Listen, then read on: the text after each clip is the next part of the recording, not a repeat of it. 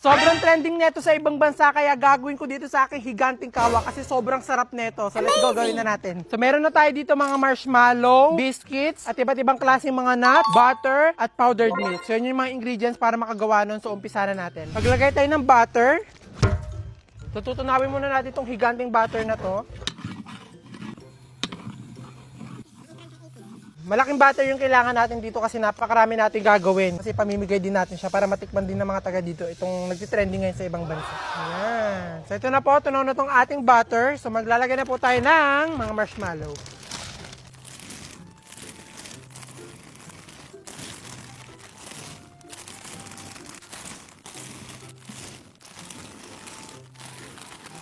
Daming marshmallow. Amazing! Yan. Pag nalagay na natin lahat ng marshmallow, bubuksan lang natin yung apoy ng sobrang hina para talaga matunaw lahat ng marshmallow. Bigat. Lalaki talaga braso ko dito. Kailangan talaga mahina lang yung apoy habang hinahalo mo siya. Kasi kapag malakas yung apoy, masusunog yung marshmallow. Kailangan natin siyang dahan-dahan haluin. Kahit sobrang bigat na. At habang unti-unti na nga pong natutunan nga itong marshmallow nga natin ay unti-unti na nga rin po ako nahihirapan nga sa paghalo nga nitong marshmallow. So pag ganito na daw ang kanyang itsura, pwede na natin ilagay itong ating mga milk powder.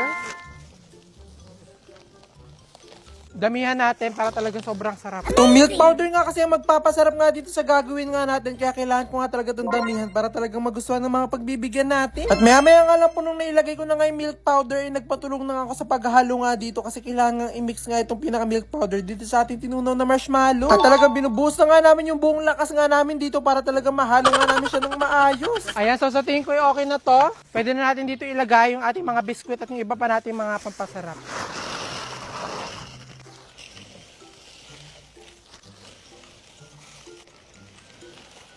Almond. Wow! Biscuit. Pa.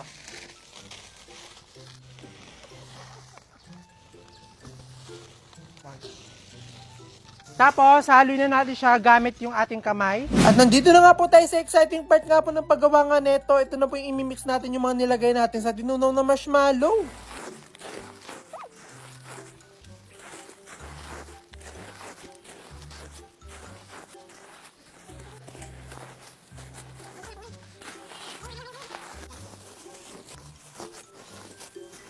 At maya-maya nga lang din po nung nahalo ko na nga sila, dali-dali ko nang din transfer nga dito sa aking stainless nga na lamesa para talaga mapalamig na ito. At kung nagtataka nga po kayo kung ano nga yung gagawin nga po natin dito, ito nga po yung gagawin natin na talagang favorite na favorite ko. Sa mga magtatanong po kung ano yung gagawin natin, ito po siya. Ito yung mahilgong ipabili kapag yung ate ko pumupunta siya ng China.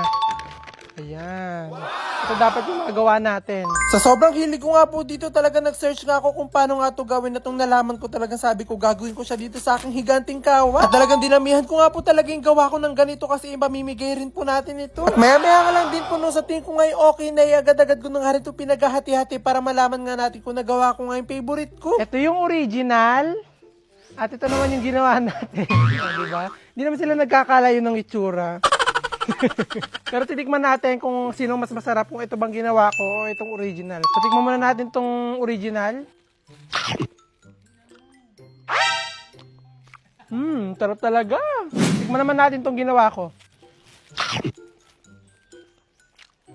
Hala? Mas masarap itong gawa ko.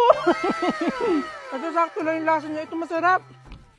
At hindi nga po sa pagiging bias pero mas nagustuhan ko nga po itong ginawa ko. At ganun nga rin po yung sinabi ng mga kasama ko nga po dito na mas nagustuhan nga po nila yung ginawa ko kaysa dun sa original. At hindi nga po pwede na kami lang ang magiging masaya dahil nga sa sobrang sarap nga neto kaya agad-agad na nga namin yung pinagbabalot para talaga maumpisa na nga namin itong maipamigay. At medyo malilito nga lang po yung mga pagbibigyan nga natin kasi baka akalahin nga nila na greyhound nga po itong pinamimigay ko. At isa nga po talaga sa sobrang mag-i-enjoy nga po dito ay yung mga bata kaya agad-agad na nga po namin itong pinamigay sa kanila. At talagang hindi nga po ako nagkamali kasi talaga sobrang nga talaga nilang nagustuhan.